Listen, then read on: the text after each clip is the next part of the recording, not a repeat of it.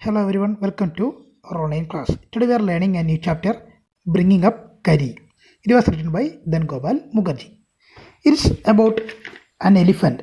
The name of the elephant is Kari. It's a 5-month-old baby elephant. So let's check what is there in this chapter. Okay. So I think you will like this chapter very much. Kari the elephant was 5 months old when he was given to me to take care of. I was 9 years old and I could reach his back if I stood on tiptoe. So the narrator got the elephant when he was 9 years old and the elephant is 5 months old. He seemed to remain that high for nearly 2 years. In that time when he tiptoed, then he could reach the back of the elephant. So 2 years he remained the same height. We grew together. That is probably why I never found out just how tall he was. So they both grown together, so he didn't understand how much tall the elephant is. He lived in a pavilion under a thatched roof which rested on thick tree stems so that it could not fall in when Kari bumped against the poles as he moved about. So he was living under a thatched roof. Thatched means made with leaf and other palm leaf and other things. Okay, grass, palm leaves like that. So it was what's a thick tree stems were there. So that means it was holding it. So if he bump on it, hit on it, then it will not fall down. One of the first things Kari did was to save the life of a boy. So Kari did not. One of the first thing Kari did was to save the life of a boy. That story we'll learn. Okay, that means it will explain in the next part. Kari did not eat much, but he nevertheless needed 40 pounds of ticks a day to chew and play with. Ticks means that sticks. Every day I used to take him to the river in the morning for his bath. He would lie down on the sandbank while I rubbed him with the clean sand of the river for an hour. After that, he would lie in the water for a long time. On coming out, his skin would be shining like ebony, and he would squeal with pleasure as I rubbed water down his back. So every day, he'll take him to river. The narrator take him to river for taking bath. That time he lay in the sand and the narrator rubbed its body, and finally after the finishing of the bath the body will be shining like ebony. Ebony means a type of black tree. It's a type of black tree. So here what happens? So he likes it. Squeal means a cry or trumpet. The sound of that elephant. Sound made by the elephant. So Kari likes to be lie down in the sandbank and he likes to be there in the water for a long time. You can see in the picture the thatched roof and the where Kari was living in this picture. Okay. So then I would take him by the ear because that is the easiest way to lead an elephant. Catching the ear and moving. And so look there the picture. Okay. And leave him on the edge of the jungle while I went into the forest to get some luscious twigs for his dinner. Luscious means tasty and sweet smelling. So after the bath, he will keep the elephant near the border of the jungle and he will go inside the jungle to collect the ticks for his dinner. One has to have a very sharp hatchet. Hatchet means a small axe to cut down these ticks. It takes half an hour to sharpen the hatchet because if a twig is mutilated means torn, awkward or disfigured, an elephant will not touch it. So they need a neat and clear ticks, small pieces of the sticks. Otherwise the elephant will not eat it. So it will take half an hour to sharpen the hatchet to cut the ticks properly. It was not an easy job to get ticks and saplings for Kari. Sapling is small piece of the small trees that is there for Kari. I had to climb all kinds of trees to get the most delicate and tender ticks. Delicate, that means a smooth, tender, that small ones, tender ticks. As he was So that means a new one. New one twigs. That is newborn. That is what's like in a tree. You can see the newborn leaves and other things. That's tender twigs. As he was very fond of the young branches of the banyan tree, which grows like a cathedral of leaves and branches. I was gathering some one spring day in March. So he likes that banyan tree, young branches. That is tender branches of the banyan tree. Curry likes it very much. So one spring day in March, he was collecting that one, gathering, collecting.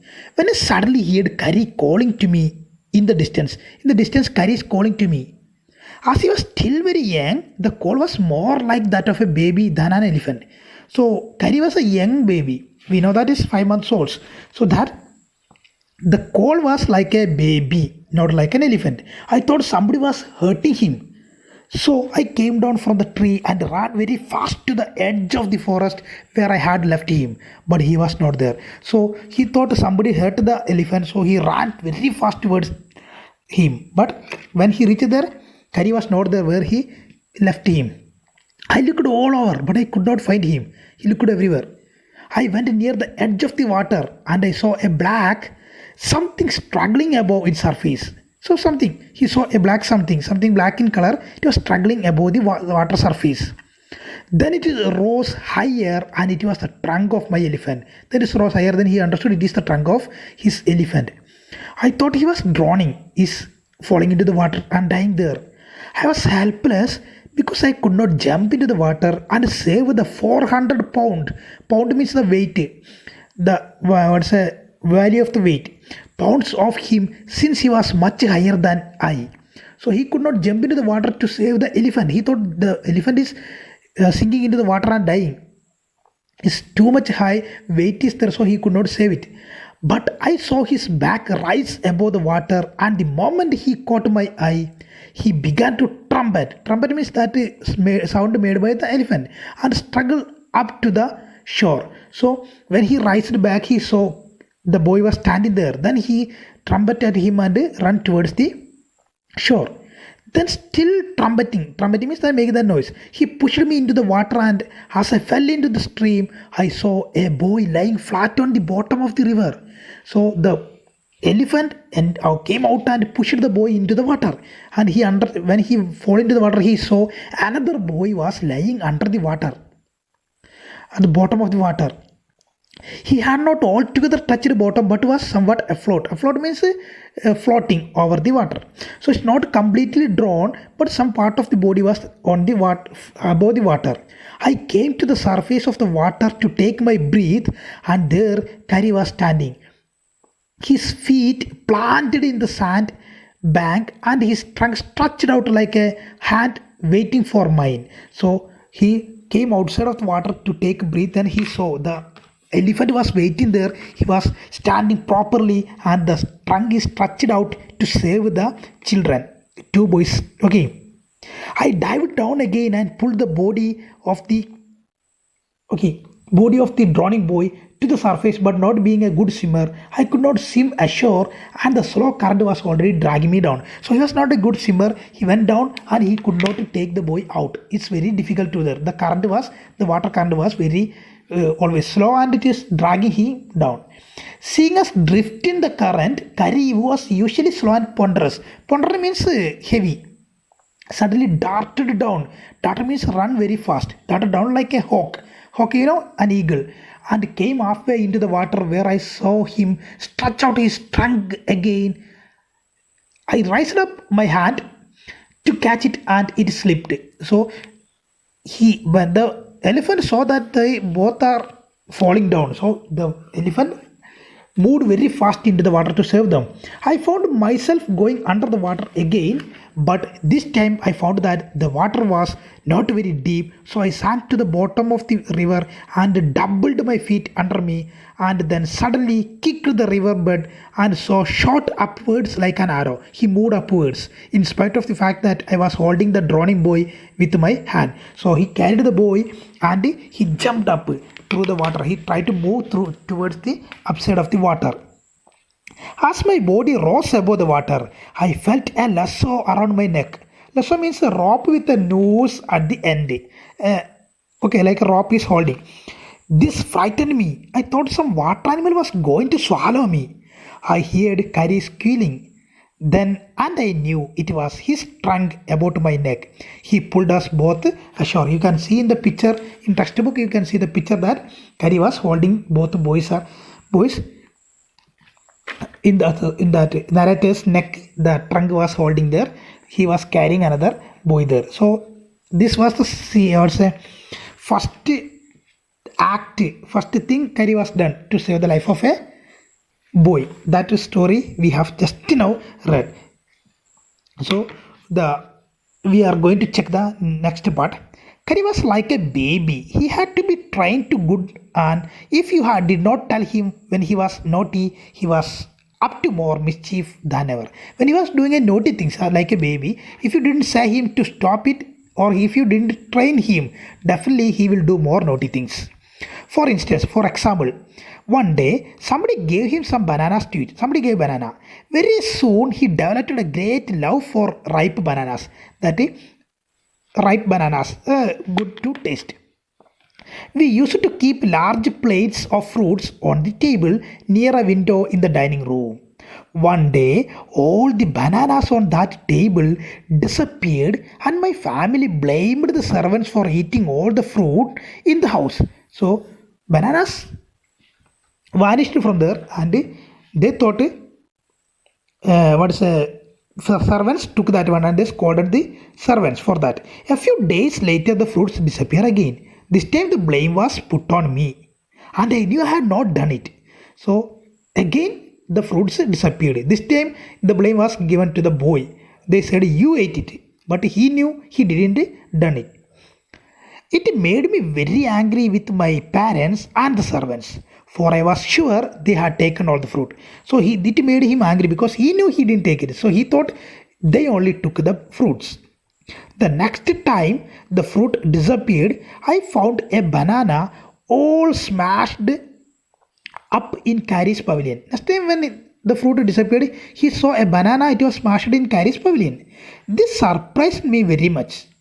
Why it was surprised? Because he know. Okay, for I had never seen fruit there, and as you know, he had always lived on chicks. So next day while I was sitting in the dining room wondering whether I should take some fruit from the table without my parents' permission, a long black thing very much like a snake suddenly came through the window and disappeared with all the bananas. I was very much frightened because I had never seen snakes eat bananas, and I thought it must be a terrible snake that would sneak in and take fruit. Sneak in, get in. I crept out of the room and with great fear in my heart ran out of the house, feeling sure that the snake would come back into the house, eat all the fruit and kill all of us. As I went out, I saw Carrie's back disappearing in the direction of the pavilion, and I was so frightened that I wanted his company to cheer me up. I ran after him into the pavilion, and I found him there eating bananas. I stood still in astonishment. The bananas were lying strewn all around him. He stretched out his trunk and reached for one far away from where he was standing. So look there, when the boy came out, he thought the snake is eating the banana, and he thought the snake will come back and kill every one of us and eat all the fruits. He thought, and he ran away from the house, ran outside of the house, and he reached the pavilion. What he saw there, Carrie was standing there all around him. It was lying there, bananas. That instant, the trunk, okay, when the Carrie stretched his trunk, that instant, the trunk looked like a black snake. And I realized that Carrie was the thief. I went to him, pulled him out by the ear, and joyously, happily showed my parents that it was Carrie and not I that had eaten all the fruit these many weeks. Then I scolded him, for elephants understand words as well as children. And I said to him, next time I see you stealing fruit, you will be whipped. Whipped means you will be beaten. You knew that we were all angry with him, even the servants. his pride was so injured that he never stole another thing from the dining room. So he caught red-handedly, that he was caught with evidence. So he understood it is not good to do it. After that, he didn't steal anything from the dining room. Okay. Okay. Then what happened there? Then and from then on, if anybody gave him any fruit, he always killed as if to thank them. An elephant is willing to be punished for having done wrong, but if you punish him without any reason, he will remember it and pay back you in your own coin. An elephant must be taught when to sit down, when to walk, when to go fast, and when to go slow. So elephant must learn these all things. You teach him these things as you teach a child. If you say that and pull him by the ear, he will gradually learn to sit down. Similarly, if you say Mali and pull his trunk forward, he will gradually learn that it is a signal to walk. Kari learned Mali after 3 lessons, but it took him 3 weeks to learn that is to sit down. He was no good at sitting down. And do you know why an elephant should be taught to sit down? Because he grows taller and taller than you who take care of him, so that when he is 2 or 3 years old, you can only reach his back with a ladder. It is therefore better to teach him to sit down by saying that, so that you can climb upon his back. For who would want to carry a ladder around all the time? Okay, the most difficult thing to teach an elephant is the master call. The master call is the most difficult thing to teach. What's a master call? He generally takes 5 years to learn it properly. Master call. The master call is a strange hissing sound or howling sound, as if a snake and a tiger were fighting each other. And you have to make that kind of noise in his ear, that hissing sound. That is master call. And do you know what do you expect an elephant to do when you give him the master call? If you are lost in the jungle and there is no way out and everything is black except the stars above, you dare not stay very long anywhere. So you are lost in the jungle with the elephant. The only thing to do then is to give the master call, and at once the elephant pulls down the tree in front of him with his trunk. When you give the master call into the ear of the elephant, it will pull down the tree in front of it. This frightens all the animals away. By seeing this, all the animals run away from there. As the tree, it is in the night time, you are lost in the jungle. As the tree comes crashing down, monkeys wake from their sleep and run from branch to branch. So you can see in this picture that Kari was pulling down a tree. So this is after getting the master call. So you can see this in the night time and monkeys are running away. You can see them in the moonlight, and you can almost see the stags running in all directions below. Stag means that a deer, some type of deers. You can hear the growl of the tiger in the distance. Even he is frightened. By seeing this the action of that elephant, even the tiger also frightened. Then the elephant pulls down the next tree and the next and the next. Soon you will find that he has made a road right through the jungle straight to your house. So what's the need of giving a master call? Teaching the elephant a master call is that if you are lost in the jungle, then if you give the master call to the elephant, then definitely elephant will save you from the jungle. From the actions of the elephant, it will frighten away all the animals around you and you can easily go back to your home. So this story is finished here. It was written by Dangabal Mukherjee. So if you have any doubts and other things, you can ask it in the group. I hope you all understood the class. Have a nice day. Thank you. See you again. Bye.